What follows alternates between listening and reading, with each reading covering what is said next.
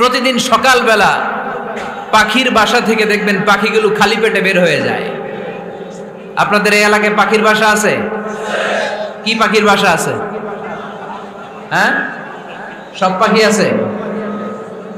তো সকালবেলা দেখবেন পাখির বাসা থেকে পাখিগুলো খালি পেটে বের হয়ে যায়। বিকেল বেলায় পাখিগুলোর ওদর পূর্তি করে পেট ভর্তি করে আবার পাখির নিড়ে ফিরিয়ে দেয় কে? কারণ পাখিগুলো তাওয়াক্কুল করেছে কার উপর? পাখিগুলো তাওয়াক্কুল করে যদি পাখির নিড়েই বসে থাকতো, ওদের পেটে খাবার আসতো? কথা বলেন। বিশ্বনবী এটাই বললেন, তাকদু খিমাসান ওয়া তারুহু বিতানান। তোমরা যদি পাখির মতো তাওয়াক্কুল করো, মানে আল্লাহর উপর তাওয়াক্কুল করে জমিনে বের হয়ে যাও, তোমাদেরও রিজিকের দায়িত্ব নিয়ে নিবে কে? সকালবেলা প্রতিটা পাখি না খেয়ে বের হয়ে যায়। একটা পাখির পেটের ভেতরে কোনো দানা পানি নাই, কিন্তু আল্লাহর উপর তাওয়াক্কুল করে পাখিগুলো যখন বের হয়ে যায়, বিকেল বেলা পেট ভর্তি করে ওদর ভর্তি করে আবার পাখির নিরে পাখিগুলোরে ফিরিয়ে দেয় কে? পাখিগুলো কি আমাদের মতো খাবার জমা করে রাখতে পারে? আমরা তো 7 দিনের বাজার একবারে করে ফ্রিজে রাখি। পাখিদের ফ্রিজ আছে না? আছে। আমাদের অতিরিক্ত টাকা হলে আমরা ব্যাংকে ব্যালেন্স করে রাখতে পারি, অ্যাকাউন্ট করে রাখতে পারি। পাখিরাও তো অ্যাকাউন্ট করে রাখে না? না, প্রতিদিন না খেয়ে বের হয়। কালকে ওই পাখিটা কি খাবে, কোন জায়গা থেকে তার রিজিকের ব্যবস্থা হবে, আল্লাহ ছাড়া কেউ জানে। এটার নাম তাওয়াক্কুল। এটার নাম কি? আমাদের সাধ্যের, আমাদের ক্যাপাসিটি, আমাদের ক্যাপাবিলিটির সবটুকু করে আমরা তাওয়াক্কুল করি একজনের উপর। চিল্লায় বলেন, তিনি কে? এজন্য ইসলাম আমাদেরকে শিখায়, সালাত যখন শেষ বের হয়ে যাও, কাজে নেমে পড়ো। কাজে কোনো লজ্জা নাই, পরিশ্রমে কোনো লজ্জা আছে? যিনি রিক্সা চালায় এতে তার কোনো লজ্জা আছে?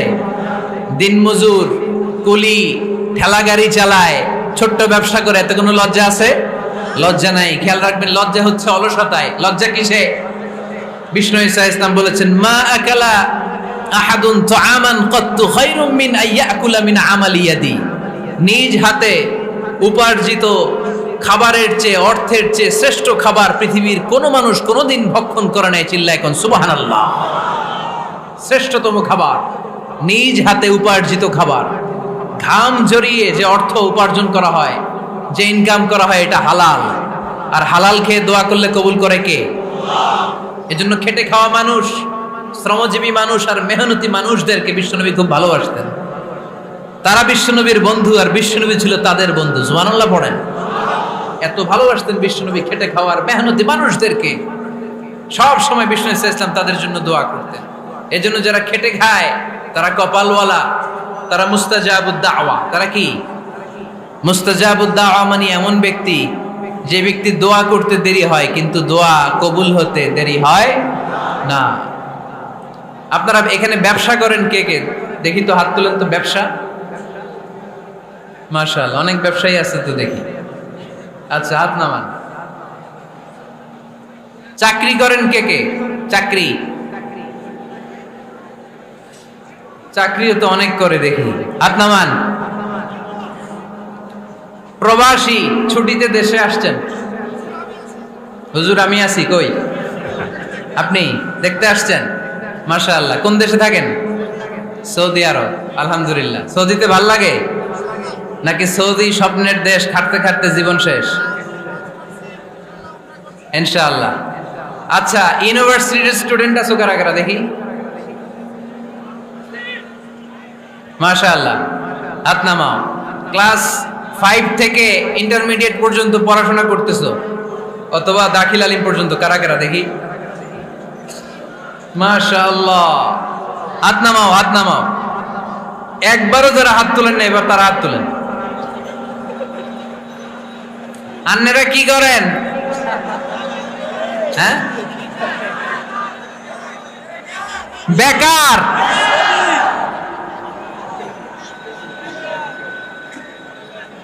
বাংলাদেশে চাকরির বাজার খুব মন্দা, ঠিক কিনা? বাংলাদেশ ইন্ডিয়াতে চাকরি পেতে অনেক কষ্ট। সামান্য একটা পদের জন্য যেখানে চেয়েছে ক্লাস 8 পাস, এখানে ডবল মাস্টার ডিগ্রি অ্যাপ্লাই করছে কয়েক লক্ষ। এজন্য আমাদেরকে উদ্যোক্তা হতে হবে। You have to be the entrepreneur. আমাদের উদ্যোক্তা দরকার বেশি বেশি, নতুন নতুন উদ্যোক্তা নিজেই এমন আইডিয়া নিয়ে আসবে যেই আইডিয়া বিক্রি করে দুর্দান্ত আইডিয়া দিয়ে তুমি পুরো দেশ কাঁপিয়ে দিতে পারো। পারা যাবে না লক্ষ্মীপুরের ছেলেরা? আইডিয়ার অনেক দাম। You have to generate new ideas. নতুন নতুন আইডিয়া এনে মানুষ গোটা বিশ্বকে তাক লাগিয়ে দিচ্ছে। এই যে গত কয়েক বছর আগে কারের একটা রাইড চালু হয়েছে, নাম হয়েছে উবার। কি নাম? ঢাকায় যারা চলাফেরা করেন তারা হয়তো চড়েছেন। উবারের নাম শুনছেন না? এই উবার কোম্পানি কি করে জানেন? নিজেদের ব্যবসা নাই, পুঁজি নাই, পাত্তি নাই, অফিস নাই, কিচ্ছু নাই, কোটি কোটি টাকা হাতায় নিচ্ছে। Just idea, just they are generating new ideas. নতুন নতুন আইডিয়া দিয়ে গোটা বিশ্ব কাঁপিয়ে নিয়েছে একটা মোবাইল অ্যাপসের মাধ্যমে। কিসের মাধ্যমে? Mobile apps. একটা কোম্পানি খুলেছে, গোটা বিশ্বের সব প্রাইভেট কারওয়ালারা ওইখানে রেজিস্ট্রেশন করে আপনি মোবাইলে কোথায় যাবেন, কোত্থেকে যাবেন লিখবেন, গাড়ি আপনার বাড়ির সামনে এসে হাজির। তার একটা পার্সেন্টেজ ওই উবার কোম্পানি পায়। ইউনাইটেড স্টেটস অফ আমেরিকার একটা স্টেট আছে সান ফ্রান্সিসকো, ওইখান থেকে শুরু করছে। 775টা সিটিতে ওদের অপারেশন আছে। বাংলাদেশে ঢাকাতেও আছে, আমি মালয়েশিয়াতে থাকি, ওখানেও আছে, ওখানেও আমরা চড়ি। প্রায় 63টা দেশে ওদের কাজ বাজ আছে। গত বছরে 2018 সালে ওদের প্রফিট ছিল, রেভিনিউ ছিল 11.27 billion US dollar, 11.27 US billion dollar. Just they are selling their ideas. নতুন নতুন আইডিয়া দিয়ে গোটা বিশ্ব কাঁপাচ্ছে। এই উবার যখন চালু হলো, আমি তখন মালয়েশিয়ায়, শুনলাম বাংলাদেশে নতুন আর একটা বাইর হইছে, পাঠাও। কি নাম? এটা বোধহয় সারা বাংলাদেশ ব্যাপী হয় নাই, 3টা জায়গায়, সিলেটে, চট্টগ্রামে আর ঢাকায়। এরা আরো চালাক। বাংলাদেশের ছেলেপেলেদের মাথায় চিকন চিকন অনেক বুদ্ধি। এরা ভাবলো এই উবার দিয়ে আর আমরা কত আগাবো, আমাদের গাড়ি আরো ছোট করতে হবে। এরা মোটরসাইকেল রাইড দেওয়া শুরু করছে। জ্যামের শহর ঢাকা, চিপা চাপা দিয়া এরা আপনারা নিয়ে জায়গা মতো পৌঁছায় দেবে। তো এই যে উবারের পরে আমাদের ছেলেরা বানাইলো পাঠাও। এরপরে কত কিছু বানাচ্ছে ছেলেপেলেরা, আমি তো এগুলো দেখে অবাক। রকমারি.com নাম শুনছো? বিক্রয়.com নাম শুনছো? ঘরে বসে বসে কোটি কোটি টাকা হাতিয়ে নিচ্ছে তারা। Just they are selling their ideas. যেহেতু আমাদের চাকরি কম, ওই চাকরির বাজারে আমরা লাইন দিতে চাই না। আমাদের মেধাকে খাটিয়ে খাটিয়ে আমরা নতুন তরুণ উদ্যোক্তা বানাতে চাই। চিল্লায় বলো ঠিক কিনা? উদ্যোক্তা যত বাড়বে ততই দেশের কল্যাণ হবে। মানুষ তাদের আইডিয়াকে কাজে লাগিয়ে গোটা বিশ্বকে তাক লাগিয়ে দিচ্ছে। আমরা আমাদের সমতল ভূমিতে চাষ করতে চাই না। মালয়েশিয়াতে একটা এলাকা আছে ক্যামেরুন হাইল্যান্ড, ওরা পাহাড়ের মধ্যে চাষাবাদ করে গোটা মালয়েশিয়ার খাদ্যদ্রব্যের অভাবকে মুক্ত করে দিয়েছে। পাহাড়ের মধ্যে ওখানে ফুলের বাগান, ক্যামেরুন হাইল্যান্ড প্রায় 6000 ফিট উঁচু, প্রচন্ড ঠান্ডা। এই ঠান্ডা পাহাড়ি হিল ট্রাক্স এরিয়াতে মালয়েশিয়ার এই ক্যামেরুন হাইল্যান্ডে ওখানে আছে ফুলের বাগান, আছে ফলের বাগান, আছে চায়ের বাগান, ওখানে মধুর চাষ হয়, ওখানে শাকসবজি চাষ হয়, ওখানে অনেক কিছু চাষাবাদ হয়। ওই ফলমূল শাকসবজি দিয়ে গোটা মালয়েশিয়ার 14টা স্টেটে যত শাক সবজি ফলমূল লাগবে ওরা আঞ্জাম দেয়। আর আমরা আমাদের সমতল ভূমিতে চাষ করতে চাই না। আমরা চাষাবাদকে খুব লজ্জা মনে করি। এটা ভুল আইডিয়া। আমাদের যে এলাকা যেই জিনিসের জন্য বিখ্যাত ওইটাকে আমাদের ব্র্যান্ডিং করতে হবে। লক্ষ্মীপুর কিসের জন্য বিখ্যাত? নারিকেল সুপারি। নারিকেল সুপারি যে পৃথিবীর কত মানুষ, ইন্দোনেশিয়ান লোকেরা মুড়ির মতো খায় নারিকেল আর সুপারি। তো এইটারে আমাদের ব্র্যান্ডিং করতে হবে। যেই দেশে যেটা আছে, যে এলাকা যেই পণ্যের জন্য বিখ্যাত ওইটা আমাদের ব্র্যান্ডিং করতে হবে। আমাদের আদমজির জুট মিল বন্ধ না? ভাওয়ানি জুট মিল বন্ধ। আমাদের পাট শিল্পকে ধ্বংস করে দিয়ে ইন্ডিয়া এখন ওই কটনের পাঞ্জাবি বানায়, জুট কটনের পাঞ্জাবি। আছে না নাই? পুরা বাংলাদেশের মার্কেট এই জুট কটনের পাঞ্জাবি দিয়ে সয়লাভ। আমাদের বাংলাদেশের পাট দিয়ে যদি আমরা মিহি পাঞ্জাবি বানাতে পারতাম, গোটা বিশ্ববাজারকে আমরা দখল করে নিতে পারতাম। ঠিক কিনা? এজন্য আমাদেরকে নতুন নতুন আইডিয়া জেনারেট করতে হবে। চাকরির পিছনে বসে থাকলে চলবে না। আর আজান যদি হয়ে যায় ছুটে যাব মসজিদে, আর নামাজ শেষ হলে আমরা আমাদের কাজের দিকে চলে যাব। চিল্লায় বলেন ঠিক কিনা? যেটাই করব আমরা ভালোভাবে করব। আল্লাহ বলেছেন লিয়াবলুয়াকুম আইয়ুকুম আহসানু আমালা। লক্ষ্মীপুরের ভাইয়েরা আওয়াজ করে উত্তর দেন, আওয়াজ করে উত্তর দিতে হবে। জান্নাতে যেতে হলে 100তে কত নাম্বার পেতে হবে? হ্যাঁ, হয় নাই। 51। কি নাম তোমার? হ্যাঁ, ফরহাদ। জান্নাতে যেতে হলে 100তে আমার দরকার 51। 100তে কত লাগবে? ফাআম্মা মান সাকুলাত মাওয়াজিনুহু ফাহুয়া ফি আইশাতির রাদিয়া। সেদিন মিজানের পাল্লা যার ভারী হয়ে যাবে সে আনন্দ উৎসবে থাকবে। তো মিজানের পাল্লা ভারী হওয়ার জন্য 100তে আমার কত পাওয়া লাগবে? কত পাওয়া লাগবে? 51 পেলেই হয়ে যাবে। এজন্য আল্লাহ বলছেন লিয়াবলুয়াকুম আইয়ুকুম আহসানু আমালা। যেটাই করবে ভালোভাবে করবে। আল্লাহ এটা পরীক্ষা করতে চান যে আমরা ভালোভাবে কে কতটুকু আমল করেছি। যারা আরবি বোঝেন আলেম ওলামা আপনারা জানেন এখানে আল্লাহ বলেননি লিয়াবলুয়াকুম আইয়ুকুম আকসারু আমালা। আল্লাহ এটা দেখতে চান যে তোমাদের মধ্যে থেকে কে বেশি আমল করে। এটা বলছে আল্লাহ? বলে নাই। আল্লাহ বলেছে লিয়াবলুয়াকুম আইয়ুকুম আহসানু আমালা, যে ভালো করে করে। এজন্য আমরা যাই করি না কেন কি করে করব? আওয়াজ করে বলতে হবে। কেমন করে করব? যে কোনো কাজ করো না ভাই, যে কোনো কাজ করো তা যেন হয় সবার চেয়ে সবচেয়ে সুন্দর। পড়েন, যে কোনো কাজ করো না ভাই, যে কোনো কাজ করো তা যেন হয় সবার চেয়ে সবচেয়ে সুন্দর। পড়েন, যে কোনো কাজ করো না ভাই, যে কোনো কাজ করো তা যেন হয় সবার চেয়ে সবচেয়ে সুন্দর। হোক না সেটা পড়া লেখা, রঙের ভাষায় ছবি আঁকা। পড়েন, হোক না সেটা পড়া লেখা, রঙের ভাষায় ছবি আঁকা। হোক না সেটা সামান্য কাজ কিংবা মহত্তর, তা যেন হয় সবার চেয়ে সবচেয়ে সুন্দর।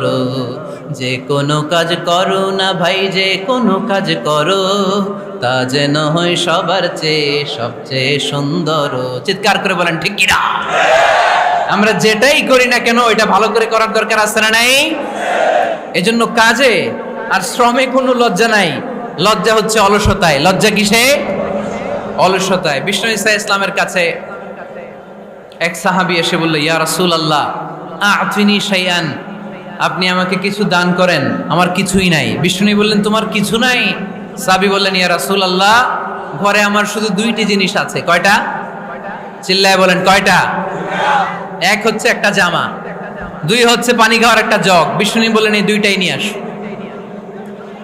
বিশ্বনবীর কথা শুনে ওই সাহাবী ঘর থেকে জামা নিয়ে আসলেন, পানি খাওয়ার জগ নিয়ে আসলেন। বিশ্বনবী সাল্লাল্লাহু আলাইহি ওয়াসাল্লাম ওনার মোবারক হাত দিয়ে এক হাতে জামা ধরে আরেক হাতে পানির জগটা ধরে সাহাবীদের দিকে উদ্দেশ্য করে বললেন, মাইয়াশতারি হাদাইন, এই 2টা জিনিস কেনার মতো কে কে আছে দেখি। কয়েকজন হাত তুললো। বিশ্বনবী বললেন, কত দিয়ে কিনবা? এক সাহাবী বলে, ইন্নী আশতারিহিমা বিদিরহাম। ও নবী, যদিও এগুলো আমার দরকার নাই, কিন্তু আপনি যেহেতু নিলামে ডাক তুলেছেন, ইয়া রাসূলুল্লাহ ইয়া হাবিবাল্লাহ, আপনার সম্মানে আমি 1 দিরহাম দিয়ে 2টা জিনিস কিনে নেব। 1 দিরহাম, একটা জামা, একটা পানি খাওয়ার জগ, দাম কত? 1 দিরহাম। বিশ্বনবী বললেন, না না, 1 দিরহাম তো অনেক কম হয়ে যায়। মাইয়াজিদু আলা যালিক, এর চেয়ে বেশি দামে কে কিনবা? আরেক সাহাবী হাত তুলে বলতে লাগলো, ইয়া রাসূলুল্লাহ ইয়া হাবিবাল্লাহ ওয়া ইন্নী আশতারিহিমা বিদিরহামাইন, আমি এই জামাটার পানি খাওয়ার জগটা 1 দিরহাম নয় 2 দিরহামের বিনিময়ে কিনতে চাই। বিষ্ণু ঈসা ইসলাম ওই সাহাবাকে দিয়ে দিলেন। দিয়ে 2 দিরহাম নিয়ে যে লোকটা ভিক্ষা করতে এসেছিল তার হাতে 2 দিরহাম দিয়ে বললেন, যাও 1 দিরহাম দিয়ে ঘরে খাবার কিনে দিয়ে আসো, আরেক দিরহাম দিয়ে একটা কুঠার কিনে নিয়ে আসো। শুনতেছেন? কি কিনে নিয়ে আসো? কুঠার দিয়ে কি করে? গাছ কাটে। ওই সাহাবী কুঠার কিনে নিয়ে আসার পরে বিশ্বনবী নিজ হাতে কুঠারের মধ্যে একটা কাঠের হাতল লাগাই দিলেন। আল্লাহু আকবার। হাতল ছাড়া কুঠার ইউজ করা যাবে? বিশ্বনবী নিজ হাতে ওই কুঠারের ভেতরে একটা হাতল লাগাই দিলেন আর বললেন, লা উরিদু আন আরাকা 15 আইয়াম, এই কুঠার নিয়ে জঙ্গলে যাও, গায়ে অনেক শক্তি আছে, কাঠ কাটো, এই কাঠ কেটে বাজারে বিক্রি করো, সামনের 15 দিন যেন আমি আমার চোখের সামনে তোমার না দেখি। বিশ্বনবীর পরামর্শ অনুযায়ী কুঠার নিয়ে ওই সাহাবী জঙ্গলে চলে গেলেন। কাঠ কেটে বাজারে বিক্রি করতে করতে 15 দিন পরে 10 দিরহাম নিয়ে বিশ্বনবীর দরবারে হাজির হয়ে গেলেন। 10 দিরহাম নিয়ে বিশ্বনবীর কাছে হাজির হয়ে গেলেন। সাহাবী এসে বলল, ইয়া রাসূলুল্লাহ, এখন আর আমার ভিক্ষা করা লাগে না, আমার গায়ে অনেক শক্তি আল্লাহ দিয়েছে, আই এম ভেরি এনার্জেটিক। আপনার দেয়া বরকতের কুঠার দিয়ে আমি কাঠ কেটে কেটে স্বাবলম্বী হতে শুরু করেছি। সুবহানাল্লাহ পড়েন। আমি এখন 10 দিরহামের মালিক। বিশ্বনবী বললেন, লা আইয়াহতাতিবা আহাদুকুম হুজমাতান আলা যাহরিহি খায়রুম মিন আইয়াসআলা শাইআন ফায়ু'তিয়াহু আও ইয়ামনাহু। যাদের গায়ে শক্তি আছে তারা ভিক্ষা না করে কাঠ কেটে পিঠে সেই বোঝা নিয়ে বাজারে বিক্রি করা অনেক ভালো। কারণ কারো কাছে যদি তুমি হাত পাতো, সে দিতেও পারে, নাও দিতে পারে। আর কষ্ট করলে কষ্ট কোনোদিন বৃথা যায় না। চিল্লায় বলেন ঠিক কিনা? বিষ্ণু ইসা ইসলামের অনুপ্রেরণায় এই সাহাবা অল্প কিছুদিনের ব্যবধানে স্বাবলম্বী হয়ে গেলেন। What is the moral of the story? বিশ্বনবীর এই প্রফেটিক স্টোরি থেকে আমাদের কি শিক্ষা?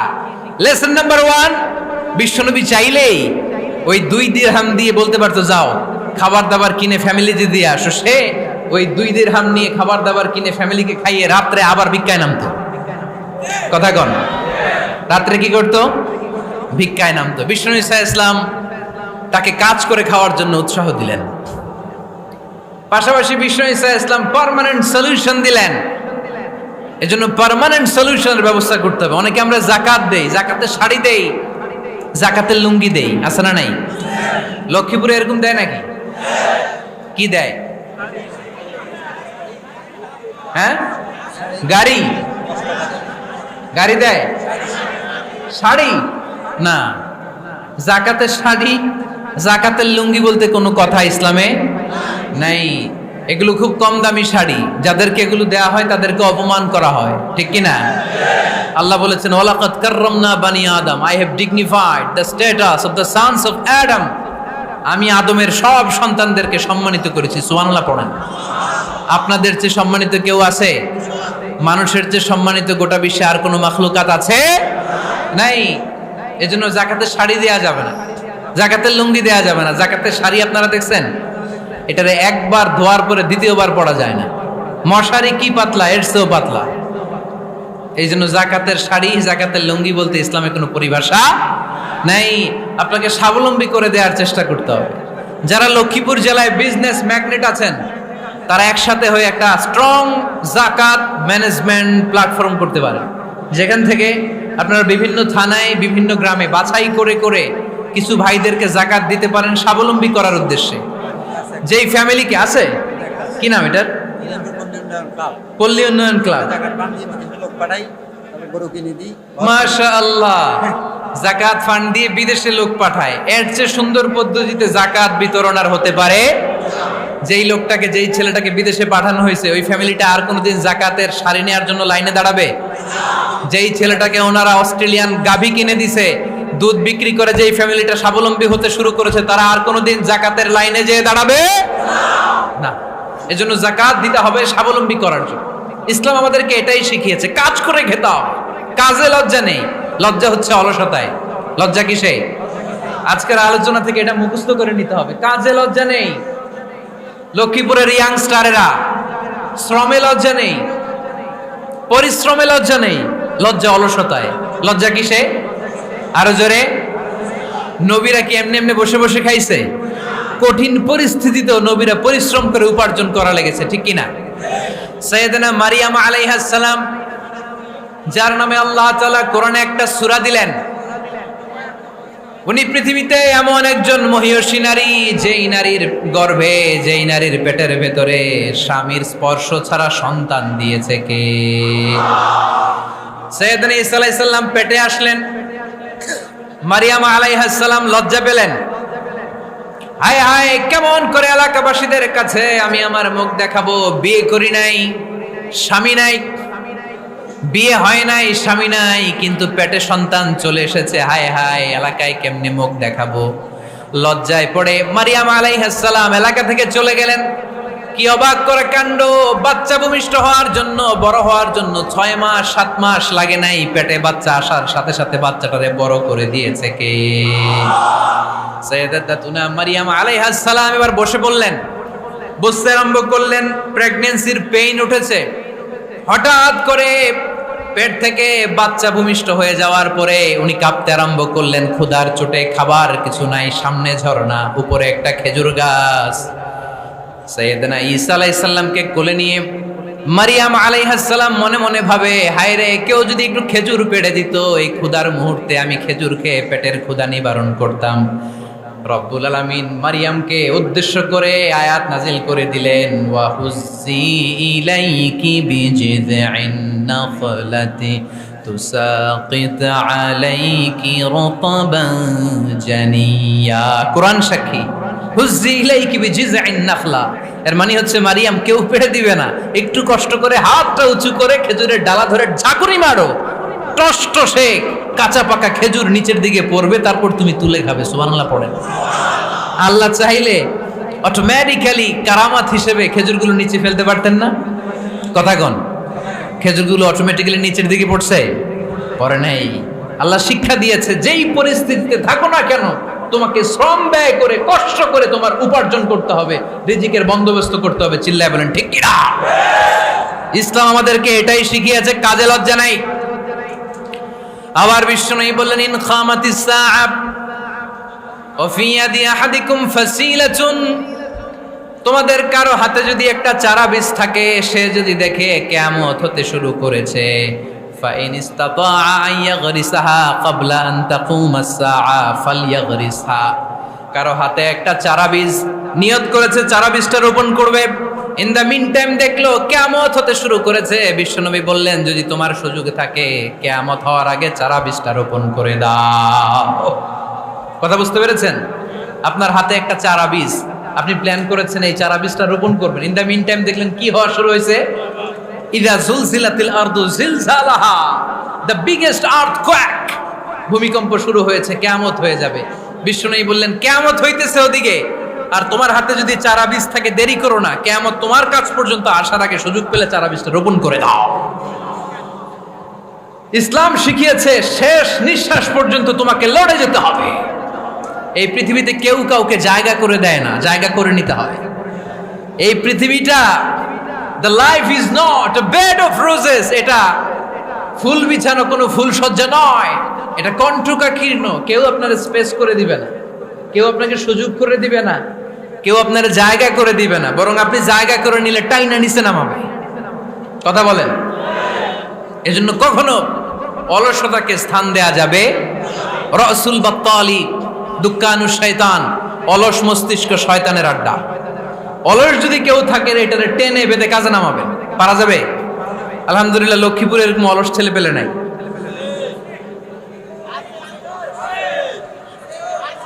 আছে? আমরা আজকে অলসতাকে নো বলে যাবো এই মাহফিল থেকে। অলসতাকে আমরা কি বলবো? আওয়াজ করে বলতে হবে, অলসতাকে কি বলবো আমরা?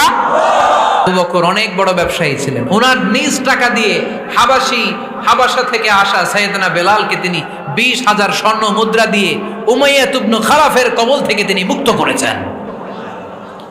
সাইয়েদনা উসমান যুন্নুরাইন বড় ব্যবসায়ী ছিলেন, নিজের টাকা দিয়ে মদিনার মুসলমানেরা পানি খেতে পারে না, বিইরে রুমা নামে একটা কুয়া ছিল, এই কুয়ার মালিক ছিল ইহুদি। মুসলমানেরা পানি খেতে গেলে এসে বকা দিত, পানি খেতে দিত না। বিশ্বনবী বললেন, আমার সাহাবীদের মধ্যে এমন কি কেউ নাই নিজের অর্থায়নে বীরে রুমা কিনে মুসলমানদেরকে দিয়ে দিবে? সাইয়েদনা উসমান যুন্নুরাইন বলল, ইয়া রাসূলুল্লাহ, আপনার খেদমতে আমি হাজির।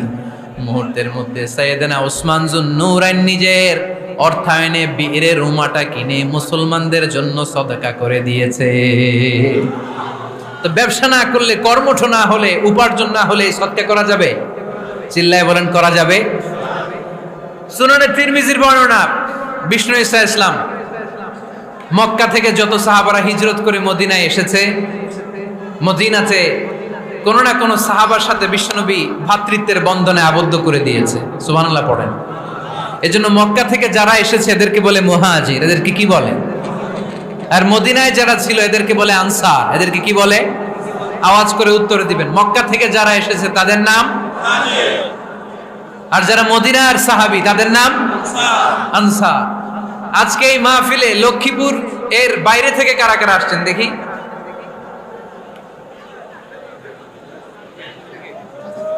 মাশাআল্লাহ মাশাআল্লাহ, অনেক আসছে। আল্লাহ ভাইদেরকে তুমি কবুল করো, হাত নামান। এই যে লক্ষ্মীপুরের বাইরে থেকে যে ভাইরা আসছে তারা লক্ষ্মীপুরের মেহমান, ঠিক কিনা? মক্কা থেকে হিজরত করে যে সমস্ত সাহাবারা এসেছিল তারা ছিল মদিনার মেহমান। বিশ্বনবী এক এক মক্কার সাহাবীকে মদিনার এক এক সাহাবীর সাথে ভ্রাতৃত্বের বন্ধনে আবদ্ধ করে দিলেন। আব্দুর রহমান ইবনে আউফ রাদিয়াল্লাহু তাআলা আনহু, ওনার সাথে ভ্রাতৃত্বের বন্ধনে যে সাহাবীকে বিশ্বনবী আবদ্ধ করে দিলেন ওনার নাম হচ্ছে সাআদ ইবনে রাবিয়া। কি নাম? মদিনার অনেক বড় ব্যবসায়ী। বিশ্বনবী বললেন, ও আব্দুর রহমান ইবনে আউফ, সম্পদ ছেড়ে দিয়ে, পরিবার ছেড়ে দিয়ে, স্থাবর অস্থাবর সব ছেড়ে দিয়ে আল্লাহ রাসূলের ভালোবাসায় মক্কা থেকে মদিনায় এসেছো। মদিনায় তোমার চিন্তা নাই, সাদ ইবনুর রবিকে আমি তোমার ভাই বানিয়ে দিলাম। সাদ ইবনে রবি তোমার আপন ভাইয়ের মতো। সাদ ইবনে রবি বলল, আব্দুর রহমান, জীবনে তোমারে কোনোদিন দেখি নাই, তোমারে আমি চিনি না, তোমার নাম শুনি নাই, কিন্তু বিশ্বনবী তো তোমার দায়িত্ব আমাকে দিয়েছে। আমার যে বড় ধনী এই মদিনার মধ্যে দ্বিতীয় কেউ নাই। আজ থেকে তুমি আমার ভাই, আজ থেকে তুমি আমার কি? আল্লাহ আমাকে যত সম্পত্তি দান করেছে তার অর্ধেক সম্পত্তি আমি তোমার নামে দিয়ে দিলাম।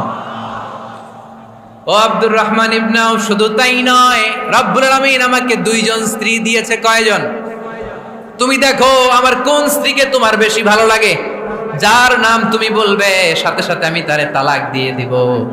তার ইদ্যত পালন শেষে তুমি তাকে বিয়ে করে তোমার সাথে নিয়ে যাবা। সুবহানাল্লাহ পড়ে। কারণ বিশ্বনবী তোমার দায়িত্ব আমার কাছে দিয়েছে, তুমি আমার ভাই, আমি মদিনার সবচেয়ে বড় ধনী, আমার অর্ধেক সম্পদ আমি তোমারে দিয়ে দিব। আমার দুই স্ত্রীর এক স্ত্রীকে তোমারে দিয়ে দিব।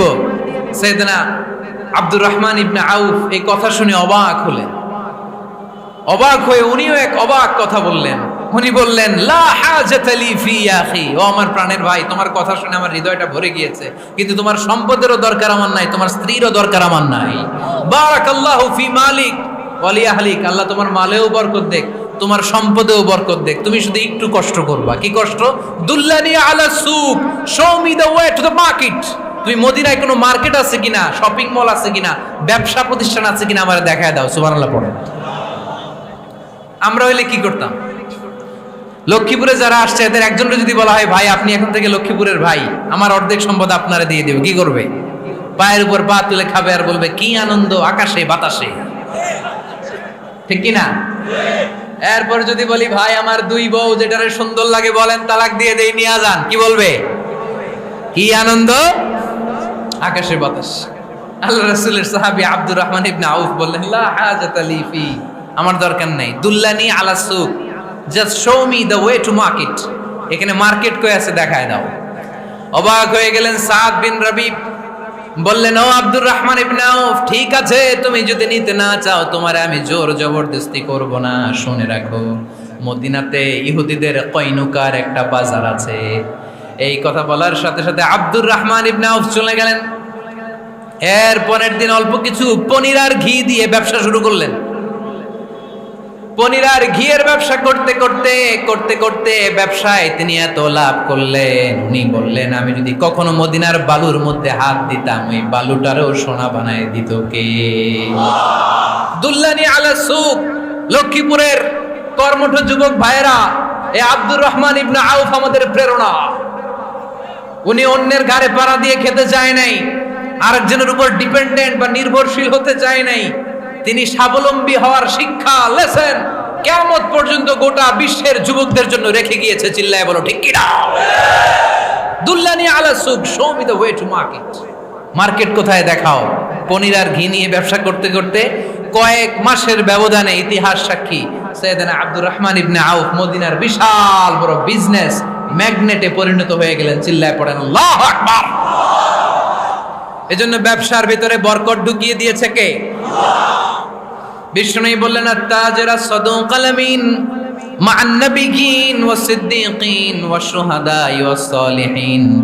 আমানতদার ব্যবসায়ী তারা সাধারণ কোনো মানুষ নয়, কিয়ামতের দিন নবীদের সাথে হাসর হয়ে যাবে। আপনারা যারা ব্যবসা করেন, এটা সাধারণ বিষয় নয়। বিষ্ণু সাল্লাল্লাহু আলাইহি ওয়াসাল্লাম নিজেও ব্যবসায়ী ছিলেন। ওনার জীবনের প্রথমে তিনি খাদিজা রাদিয়াল্লাহু তাআলা আনহার ব্যবসার স্টাফ হয়ে কাজ শুরু করেছেন, এরপর নিজে ব্যবসা শুরু করেছেন। এরপরে খাদিজাতুল কুবরা রাদিয়াল্লাহু তাআলা আনহা সব সম্পত্তি বিয়ের পরে বিশ্বনবীর পায়ের সামনে ঢেলে দিয়েছেন। বললেন, ইয়া রাসূলুল্লাহ, এই সম্পদ আমি আপনাকে দিয়ে দিলাম, আপনি ইচ্ছামতো দিনের প্রয়োজনে খরচ করেন। সুবহানাল্লাহ পড়েন। এজন্য বিষ্ণু ঈসা ইসলাম আমাদের জন্য উপমা, আব্দুর রহমান ইবনে আউফ আমাদের জন্য উপমা। যারা ব্যবসা করেন তারা বিষ্ণু ঈসা ইসলামের সুন্নাহ পালন করছেন। আত-তাজির আস-সাদুক আল-আমিন, বিষ্ণুই বললেন সত্যবাদী আমানতদার ব্যবসায়ী, যে ব্যবসা করতে যে মিথ্যা কথা বলে না।